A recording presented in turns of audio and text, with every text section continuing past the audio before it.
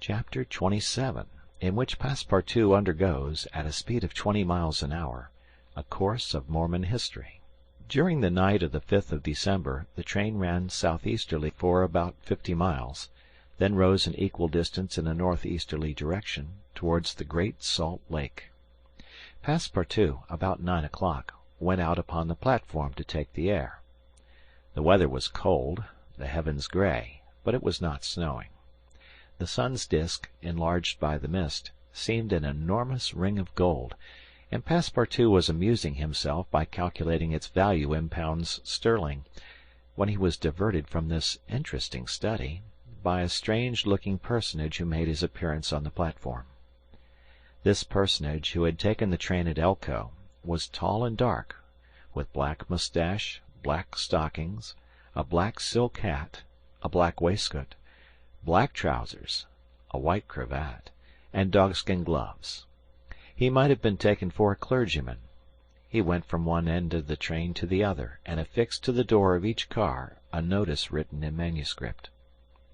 Passepartout approached and read one of these notices, which stated that Elder William Hitch, Mormon missionary, taking advantage of his presence on train number 48, would deliver a lecture on Mormonism in car number 117 from 11 to 12 o'clock, and that he invited all who were desirous of being instructed concerning the mysteries of the religion of the Latter-day Saints to attend. "I'll go," said Passepartout to himself.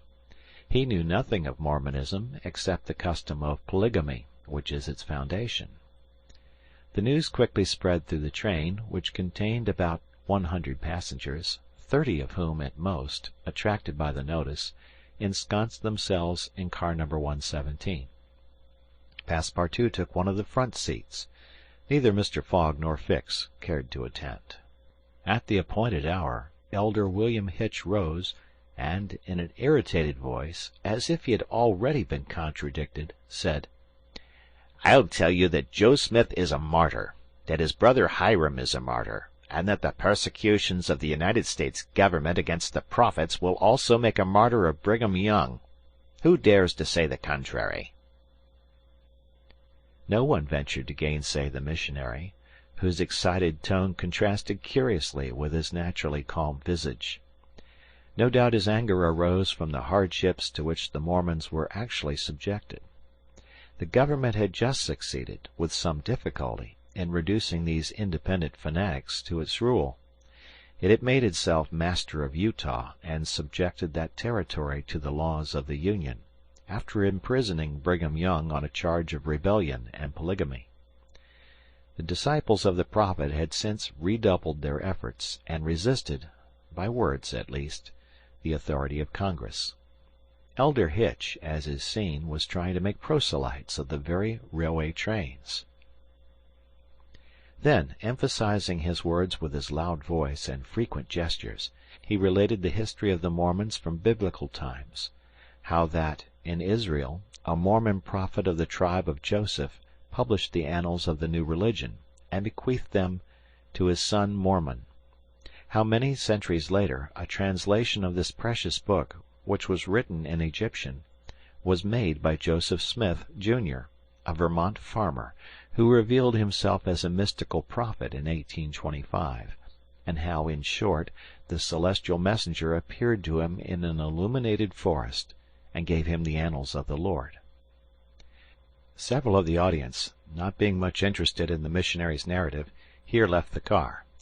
But Elder Hitch, continuing his lecture, related how Smith, Jr., with his father, 2 brothers, and a few disciples, founded the Church of the Latter-day Saints, which, adopted not only in America but in England, Norway and Sweden and Germany, counts many artisans as well as men engaged in the liberal professions among its members.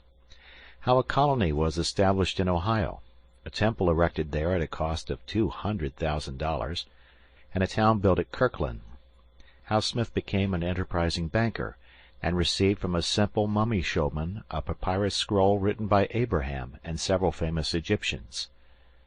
The elder's story became somewhat wearisome, and his audience grew gradually less until it was reduced to 20 passengers. But this did not disconcert the enthusiast, who proceeded with the story of Joseph Smith's bankruptcy in 1837, and how his ruined creditors gave him a coat of tar and feathers, his reappearance some years afterward, more honorable and honored than ever, at Independence, Missouri, the chief of a flourishing colony of 3,000 disciples, and his pursuit thence by outraged Gentiles, and retirement into the far West. 10 hearers only were now left, among them honest Passepartout, who was listening with all his ears. Thus he learned that, after long persecutions, Smith reappeared in Illinois, and in 1839 founded a community at Nauvoo on the Mississippi, numbering 25,000 souls, of which he became mayor, chief justice, and general-in-chief; that he announced himself in 1843 as a candidate for the presidency of the United States, and that finally, being drawn into ambuscade at Carthage, he was thrown into prison and assassinated by a band of men disguised in masks. Passepartout was now the only person left in the car, and the elder, looking him full in the face, reminded him that, 2 years after the assassination of Joseph Smith, the inspired prophet, Brigham Young, his successor, left Nauvoo for the banks of the Great Salt Lake, where, in the midst of that fertile region, directly on the route of the emigrants who crossed Utah on their way to California, the new colony, thanks to the polygamy practiced by the Mormons, had flourished beyond expectations. "And this," added Elder William Hitch, "this is why the jealousy of Congress has been roused against us. Why have the soldiers of the Union invaded the soil of Utah? Why has Brigham Young, our chief, been imprisoned in contempt of all justice? Shall we yield to force? Never. Driven from Vermont, driven from Illinois, driven from Ohio, driven from Missouri, driven from Utah, we shall yet find some independent territory on which to plant our tents. And you, my brother," continued the elder, fixing his angry eyes upon his single auditor, "will you not plant yours there, too, under the shadow of our flag?" "No," replied Passepartout courageously, in his turn retiring from the car, and leaving the elder to preach to vacancy. During the lecture the train had been making good progress, and towards 12:30 it reached the northwest border of the Great Salt Lake. Thence the passengers could observe the vast extent of this interior sea, which is also called the Dead Sea, and to which flows an American Jordan.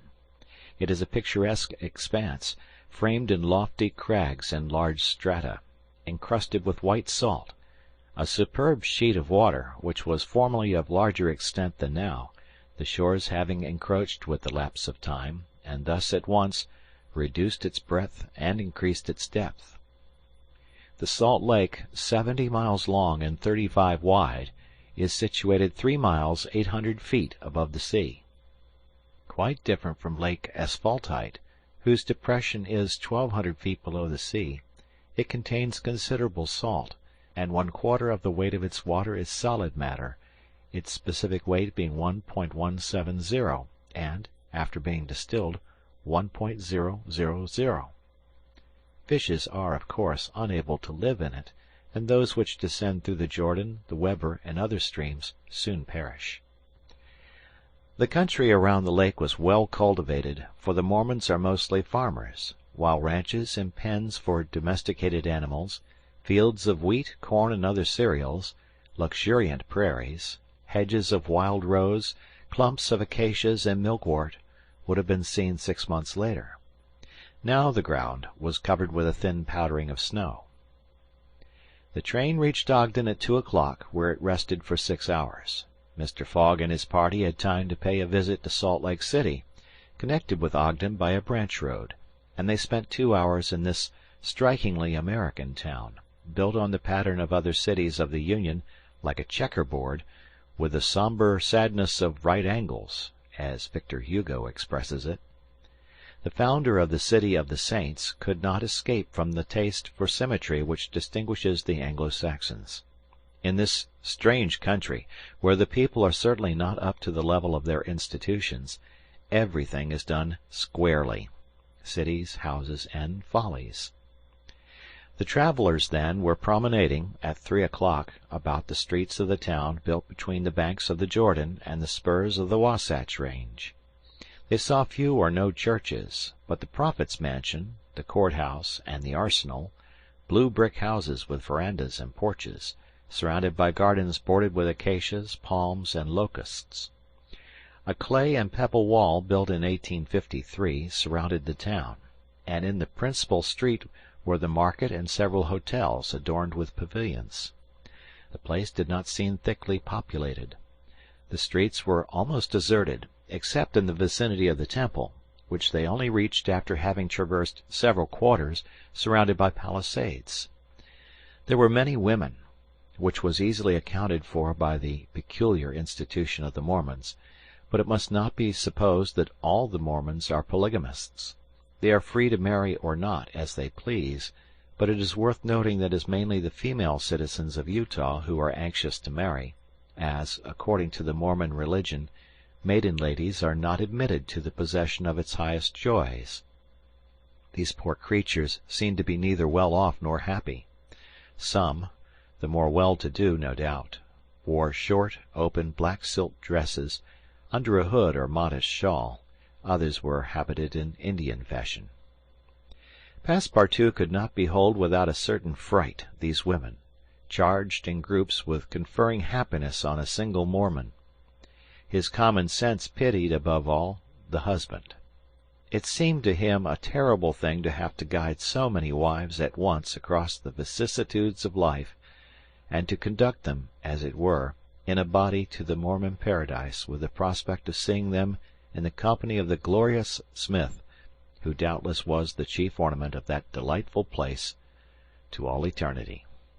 He felt decidedly repelled from such a vocation, and he imagined, perhaps he was mistaken, that the fair ones of Salt Lake City cast rather alarming glances on his person. Happily, his stay there was but brief. At 4 the party found themselves again at the station, took their places in the train, and the whistle sounded for starting. Just at the moment, however, that the locomotive wheels began to move, cries of "Stop! Stop!" were heard. Trains, like time and tide, stop for no one. The gentleman who uttered the cries was evidently a belated Mormon. He was breathless with running. Happily for him, the station had neither gates nor barriers. He rushed along the track, jumped on the rear platform of the train, and fell exhausted into one of the seats. Passepartout, who had been anxiously watching this amateur gymnast, approached him with lively interest, and learned that he had taken flight after an unpleasant domestic scene. When the Mormon had recovered his breath, Passepartout ventured to ask him politely how many wives he had, for, from the manner in which he had decamped, it might be thought that he had 20 at least. "One, sir," replied the Mormon, raising his arms heavenward. "One, and that was enough.